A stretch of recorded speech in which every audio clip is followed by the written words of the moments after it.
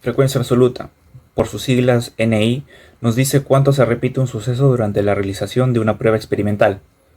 Además, esto también se aplica a datos cualitativos y cuantitativos, siempre y cuando estos datos se puedan reorganizar de alguna manera, teniendo en cuenta de lo que se va a repetir, ¿no?, en alguna parte de la prueba al menos una vez. Luego tenemos también la frecuencia relativa, que nos muestra la proporción y el porcentaje que representa cada valor dentro de un total de datos. Esta se calcula dividiendo la frecuencia absoluta entre el número total de observaciones en el conjunto de datos. La prueba Q es un método estadístico utilizado para identificar valores atípicos en un conjunto de datos. Se basa en la comparación de la diferencia entre un valor sospechoso o dudoso y la media del conjunto de datos en relación con la variabilidad de estos datos. ¿Cómo funciona? Pues bueno, depende de la fórmula que nos permiten hallar primero el cálculo de la media, ¿no? Se determina la media o promedio de los datos y luego calcular la desviación estándar para evaluar la dispersión de los datos. Y por último, obviamente, el calcular el valor de Q para cada observación sospechosa. Se obtienen, los datos que se obtienen serían los valores de Q para cada observación que se esté evaluando y luego la identificación que vamos a comparar ahí, el valor Q calculado con un umbral crítico, que depende del tamaño de la muestra y el nivel de significancia. Si el valor Q supera este umbral, el dudoso se rechazaría. Y luego tenemos la prueba de Kolmogorov-Smirnov, que es una prueba estadística no paramétrica utilizada para determinar si una muestra proviene de una distribución específica o también para comparar dos muestras para ver si provienen de la misma distribución. Asimismo también sirve para para identificar la normalidad de los datos experimentados. Como podemos ver en la fórmula, F1x vendría a ser la función de distribución empírica de la muestra y F2x es la función de distribución acumulativa de la distribución teórica. Luego, en la definición de las hipótesis, la hipótesis nula, que generalmente establece que no hay efecto o diferencia, ¿no? Y luego tenemos la hipótesis alternativa, que puede ser que la muestra no proviene de la distribución especificada, ¿no? Propone lo contrario que la hipótesis nula. Y luego, por último, la comparación de los resultados, que sería si el valor, o sea, hallado, ¿no?, es menor o igual que el valor de significancia, el grado de significancia, rechaza la hipótesis nula, ¿no? Y si es mayor el valor del resultado al grado de significancia, o igual también, si es mayor al grado de significancia, no se rechaza la hipótesis nula, ¿no? Esto significa que no hay evidencia suficiente para aceptar la hipótesis alternativa. Bueno, vamos a comenzar hablando del valor z. El valor z es una fórmula, o se puede identificar con una fórmula. Tenemos el x, que es el valor que quieres analizar, el u, que va a ser la media de la población, y el θ, que va a ser la desviación estándar. Ahora, el valor z sirve para la comparación de diferentes distribuciones. También identifica los valores atípicos y también sirve para calcular probabilidad en una distribución normal. Vamos a seguir hablando acerca de la desviación estándar. La desviación estándar también cuenta con una fórmula, la cual se puede identificar con S. O también puede ser, bueno, hay desviación estándar para muestra y desviación estándar para una población. Para una muestra es S y para una poblacional o desviación estándar poblacional se utiliza θ. Para una muestra tenemos el S, que es la desviación estándar, la X con una raya encima, que es la media muestral, y N, que es el número de datos de la muestra. El N-1 es el grados libres también, que se le llama. Ahora, ¿cuándo se utiliza la desviación estándar o para qué sirve la desviación estándar? Esto indica de un grupo de datos, cuántos datos se dispersan o se alejan de la media promedio. Por eso acá hay un gráfico en el cual se puede notar la región de rechazo y aceptación. Para finalizar, vamos a hablar acerca de la prueba F o la prueba F de Fisher. Acá, igual que la anterior, de la desviación estándar va a haber esta hipótesis, igual hipótesis nula y la hipótesis alternativa. Acá la hipótesis nula afirma que las varianzas son iguales, mientras que la hipótesis alternativa afirma que al menos una de las varianzas es diferente. O mejor dicho, que las varianzas son diferentes. ¿Para qué sirve eso? ¿Para qué se utiliza la prueba F de Fisher? Es para la comparación de dos varianzas o la variabilidad de varianzas, para ver si son diferentes. Ahora, para finalizar, está la prueba T-de-Student, que es la prueba estadística que se usa para la comparación de medias entre dos grupos. Se usa para la comparación de medias entre dos grupos y ver si la diferencia es significativa. Como objetivo para la práctica tenemos identificar si los valores dudosos para ambas muestras deben ser aceptados o rechazados según la prueba Q. También verificar si los datos experimentales, como las desviaciones estándar y la diferencia entre medias muestrales, siguen una distribución normal. Como objetivo 3 tenemos analizar las varianzas de datos experimentales utilizando la prueba F. Y como objetivo 4 calcular la diferencia entre medias muestrales empleando la prueba T-de-Student. Primero lo que se tuvo que hacer fue obviamente calibrar el potenciómetro para así poder tener resultados más confiables. En este caso el electrodo del potenciómetro se tuvo que limpiar con agua destilada y se tuvo que hacer 30 minutos antes de la evaluación un una lectura control para pues, poder estabilizar los circuitos y acondicionar el potenciómetro para que así podamos obtener resultados más confiables. Una vez calibrado el pHímetro o potenciómetro, lo que se debe hacer es llenar en un vaso de precipitado aproximadamente 45 mililitros de agua de una de las muestras y pues hacer 10 lecturas en el potenciómetro para cada muestra. En este caso hemos hecho 10 lecturas para la muestra de agua potable que era de Trujillo y otras 10 para la muestra de agua potable que era de Laredo. Para poder usar correctamente el potenciómetro se debe poner la muestra de agua potable que está contenida en el vaso de precipitados junto a este y se debe bajar el brazo que contiene el electrodo e introducir dentro de la muestra de agua, percatándonos de que la punta del electrodo no choque contra el piso del vaso de precipitados. Al momento de pues, hacer esto, también se debe hacer una agitación leve, percatándonos de que no choque el electrodo contra las paredes del vaso. Una vez que hayamos hecho esto, esperamos hasta que el potenciómetro estabilice sus valores y nos arroje un valor de pH estable. Luego, este valor de pH se tiene que registrar en el Excel para poder hacer los cálculos necesarios. A continuación vamos a aplicar la prueba de normalidad de Kolmogorov. Para esto vamos a comenzar hallando el promedio, la desviación estándar y el factor, en este caso de las muestras de agua de Laredo. El factor se halla dividiendo 1 entre el número de datos. Luego vamos a rellenar las filas de frecuencia, que se halla multiplicando el factor por el número de veces que se repite el dato de pH. Luego la fila de la frecuencia acumulada, luego el ZI, que se halla utilizando la fórmula, que es el valor observado menos el promedio sobre la desviación estándar. El valor observado, el valor de pH menos el promedio sobre la desviación estándar. Y así con todos los datos. Luego la siguiente columna es de la distribución normal estándar. Vamos a utilizar la fórmula de Excel, copia igual y luego la función y nos va a dar este resultado. En la distribución normal estándar se trabaja utilizando el dato de ZI. Luego en la última columna vamos a hallar la diferencia entre la normalidad, entre el dato de distribución normal estándar y la frecuencia acumulada. Luego el valor experimental viene siendo el dato mayor de toda esta columna. En este caso es 0.0250. Sería el valor experimental. Para saber si es necesario rechazar o aceptar la hipótesis, tenemos que observar los criterios. En este caso, para rechazar la hipótesis nula, el valor experimental debe ser mayor que el valor tabular. En este caso, nuestro valor experimental es menor que nuestro valor tabular. Entonces, vamos a aceptar la hipótesis nula. Y en conclusión, los datos proceden de una distribución normal. El valor tabular lo hemos hallado de la tabla de Kolmogorov. Como tenemos 9 datos, nos vamos a 9. Y como hemos trabajado con un nivel de significancia de 0.05, conectamos la fila y la columna. Y entonces nuestro dato es 0.2744, el valor tabular. Y lo mismo hemos hecho con los datos de muestra de agua. A continuación vamos a aplicar la prueba de Fischer a las desviaciones estándar y la prueba de T-Students a las medias muestrales. Para esto vamos a copiar los datos de pH, de Laredo y de Trujillo. Luego nos vamos a ir a datos, análisis de datos, y vamos a buscar acá prueba F para varianzas de 2 muestras. Y aceptamos. Vamos a copiar los datos de Laredo primero y luego de Trujillo. Con rótulas, seleccionamos un rango de salida y aceptamos. En este caso, acá tenemos nuestro valor F y también el valor crítico. Y luego vamos a señalar los criterios. En este caso, para rechazar la hipótesis nula, el valor experimental, que en este caso es F, tiene que ser mayor que el valor tabular, en este caso es el valor crítico.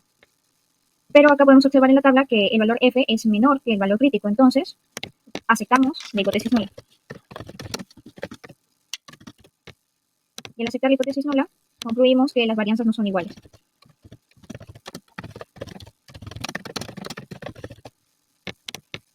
Una vez que ya calculamos la prueba de Fischer, vamos a calcular la prueba de T-Students para los promedios.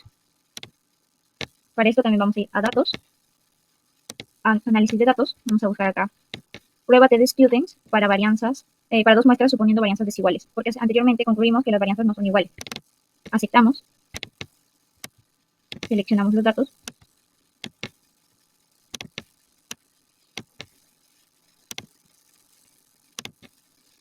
rango de salida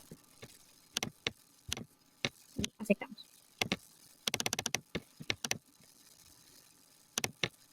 Acá tenemos nuestro valor crítico y nuestro valor.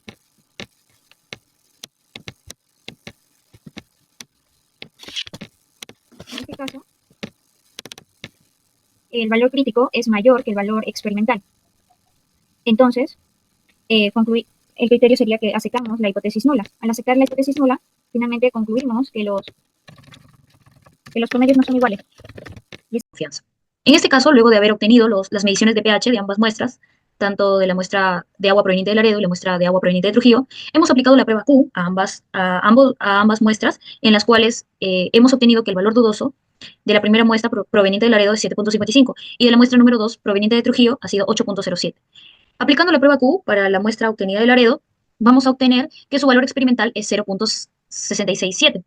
Esto se obtuvo restando el valor dudoso, que es 7.55, menos su valor próximo, que es 7.27, sobre el rango, que es 7.55 menos 7.13, obteniendo así el valor de 0.667, que es el valor experimental, el cual se ha comparado con el valor tabular, que es 0.464 de la tabla de la prueba Q. Teniendo en cuenta el criterio de esta prueba, tenemos dos hipótesis, la hipótesis nula y la hipótesis alternativa. La hipótesis nula nos va a decir que no se rechaza el valor dudoso. La hipótesis alternativa nos dice que se rechaza el valor dudoso. Y hay que tener en cuenta el criterio de que si el valor experimental es mayor al valor tabular, se va a rechazar la hipótesis nula. En este caso, como podemos ver, el valor experimental es mayor al valor tabular. Entonces, esto nos quiere decir que vamos a tomar el criterio de rechazar la hipótesis nula y como conclusión vamos a tener que se va a rechazar el valor dudoso, porque se está tomando en cuenta la hipótesis alternativa al rechazar la hipótesis nula. Ahora, con respecto a la prueba Q de la muestra de Trujillo, hemos obtenido que el valor experimental es 0.111, en el cual de la misma forma se ha obtenido restando el valor dudoso menos su valor más próximo sobre el rango, comparando con el valor tabular 0.464. Teniendo en cuenta el criterio de la prueba nuevamente, al ser menor el valor experimental que el valor tabular, vamos a tener que aceptar la hipótesis nula, por lo tanto, no se va a rechazar el valor dudoso. En conclusión de esta prueba, hemos determinado que en el caso de la muestra de Laredo, solamente se van a tomar 9 datos después de haber realizado la prueba, ya que se rechaza el valor dudoso. Mientras que en la prueba de Trujillo vamos a tener en cuenta los 10 datos para las próximas pruebas estadísticas. Luego hemos realizado la prueba de Kolmogorov para ambas muestras, con la finalidad de determinar si es que los datos proceden con una distribución normal. En este caso, para la primera muestra ha sido necesario primero hallar el promedio, la desviación estándar y su factor. El factor es la división de 1 entre el número de datos, que en este caso ha sido 9, por ende el factor es 0.11. Luego hemos hallado la frecuencia de cada una de las mediciones, multiplicando el factor por la cantidad de veces que se repite cada medición. Después hemos hallado la frecuencia acumulada, sumando. Luego hemos hallado el Z, el cual es la resta de la medición menos el promedio sobre la desviación estándar para cada una de las mediciones. Luego hemos hallado lo que es la distribución normal estándar del Z con ayuda de una función en Excel. Y por último, hemos hallado la diferencia entre la distribución normal estándar y la frecuencia acumulada. Finalmente, se ha tomado el valor más alto y se ha aplicado el criterio de la prueba. En este caso vamos a tener dos hipótesis, la hipótesis nula y la hipótesis alternativa. La hipótesis nula nos va a decir que los datos proceden con una distribución normal, mientras que la hipótesis alternativa nos dice que los datos no siguen una distribución normal. Teniendo en cuenta de que si el valor experimental es mayor al valor tabular, se va a rechazar la hipótesis nula. Por ende, como podemos ver acá, el valor experimental es 0.028 y el valor tabular, según la tabla de Kolmogorov, es 0.2616. Entonces, podemos ver que el valor experimental es menor al valor tabular, por ende vamos a aceptar la hipótesis nula y con esto vamos a concluir que los datos proceden con una distribución normal. Asimismo, hemos realizado el procedimiento anterior a la muestra proveniente de Trujillo, en la cual hemos hallado lo que es el promedio de los 10 datos obtenidos, la desviación estándar, y el factor que en este caso fue 0.1, debido a que la cantidad de muestras fueron 10. Luego se halló igualmente lo que es la frecuencia, la multiplicación del factor por el número de veces que se repite dicha medición. Luego hemos hallado la frecuencia acumulada, el Z, que era la diferencia de la medición menos el promedio sobre la desviación estándar. Luego hemos hallado lo que es la distribución normal estándar de Z para cada una de las mediciones. Y por último, hemos hallado lo que es la diferencia de la distribución normal estándar menos el Z. Después hemos seleccionado el valor más alto para poder aplicar el criterio de la prueba. En este caso, hemos obtenido que el valor experimental más alto ha sido 0.035. Comparando con el valor tabular de la tabla de Kolmogorov, 0.2616, podemos ver que el valor experimental es menor. Por ende, vamos a aceptar la hipótesis nula, que nos dice que los datos proceden con una distribución normal. Al igual que la muestra número 1, la muestra número 2, los datos que se han obtenido proceden con una distribución normal.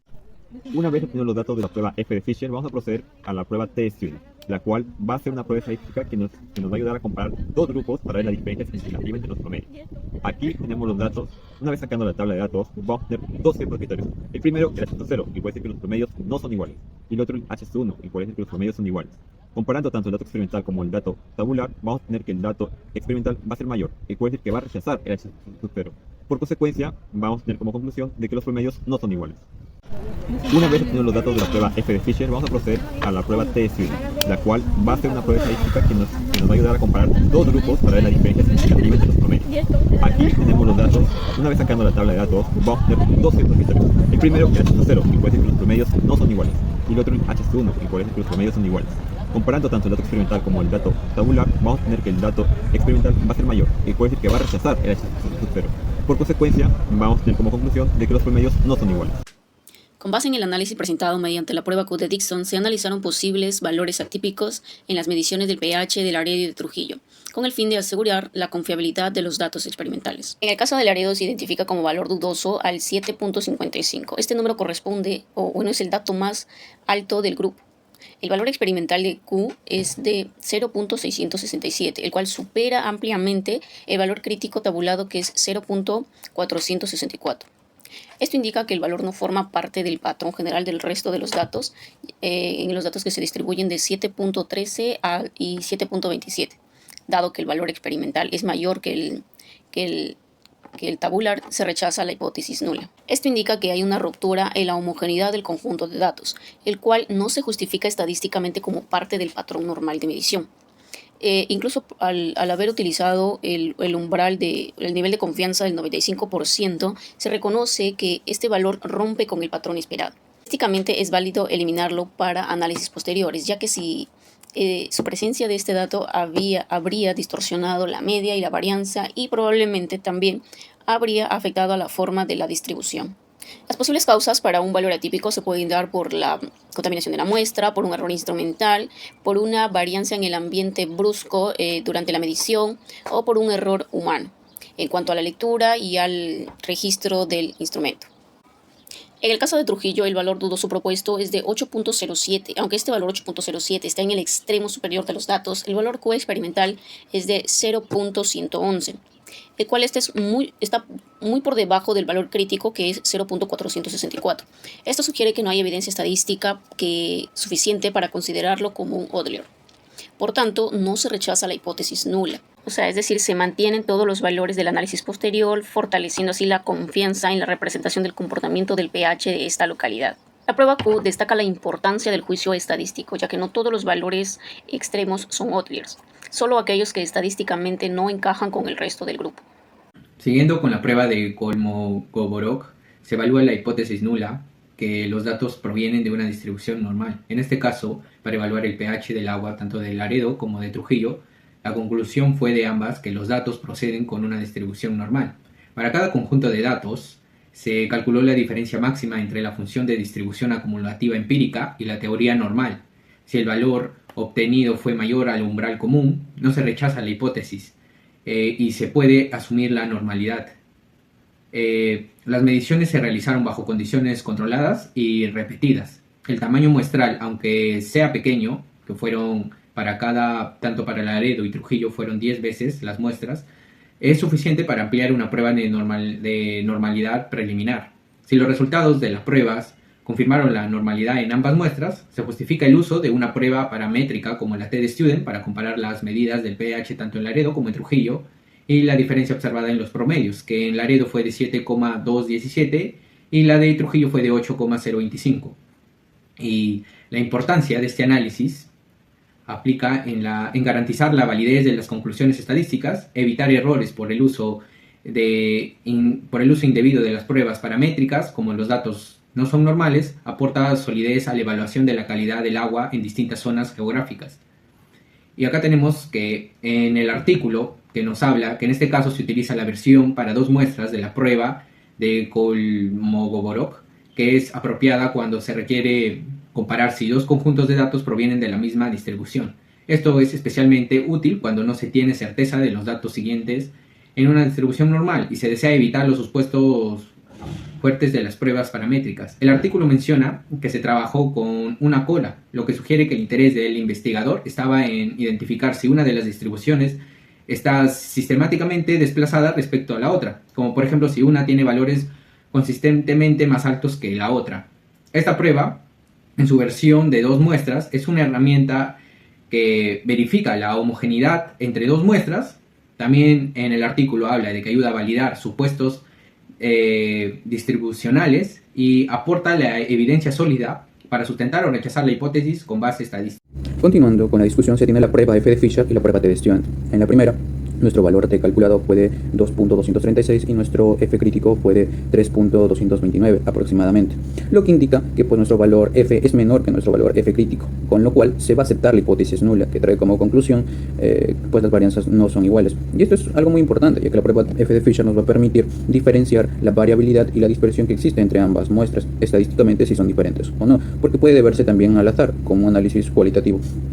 Pero que existe la prueba T de Stewart que nos va a permitir corroborar ya estadísticamente su nivel de significancia de que estos sean diferentes. Y pues sí, ya que nuestro valor calculado de T es de 1.66 y el valor crítico de T es de 2.14, también es menor, por lo que se va a aceptar la hipótesis nula, destacando que los promedios no son iguales estadísticamente con un nivel de significancia. En este caso vamos a trabajar con el 95%. Pero, ojo, que hay que aclarar que el valor T es un valor límite que delimita la zona de rechazo de la hipótesis nula, la cual se cumplió. Entonces, al comparar estos valores nos va a permitir tener un criterio más para evaluar estos datos si son estadísticamente diferentes. En los artículos aquí propuestos se aplicó ambas pruebas. En el primer artículo se aplicó la prueba F de Fisher, pero en el ámbito de la geoquímica, donde pues habla que en este artículo hicieron una comparación entre las rocas ígneas, y en este caso el granito y la diorita. Y pues sacaron y aplicaron la prueba F de Fisher y su valor F calculado fue menor que su valor F crítico, por lo que se va a aceptar su hipótesis, en este caso nula, y pues va a llegar a la conclusión de que las varianzas no son iguales, y así fue.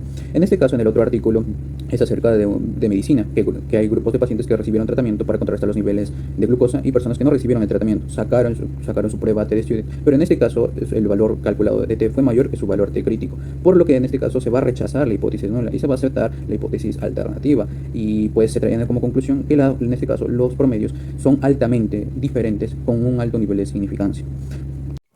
Como conclusiones, tenemos, se identificó que el valor dudoso para la muestra de Laredo se rechaza y el valor dudoso para la muestra de Trujillo se acepta según la prueba Q. Respecto a la conclusión número 2, se identificó que los datos experimentales, como las desviaciones estándar y las diferencias entre medias muestrales, para las dos muestras, tanto de Laredo como de Trujillo, siguen una distribución normal. En la conclusión número 3 se analizó que las varianzas de los datos experimentales no son iguales utilizando la prueba F, y como conclusión número 4 se calculó la diferencia entre medias muestrales y estas no son iguales empleando la prueba T de Stewart.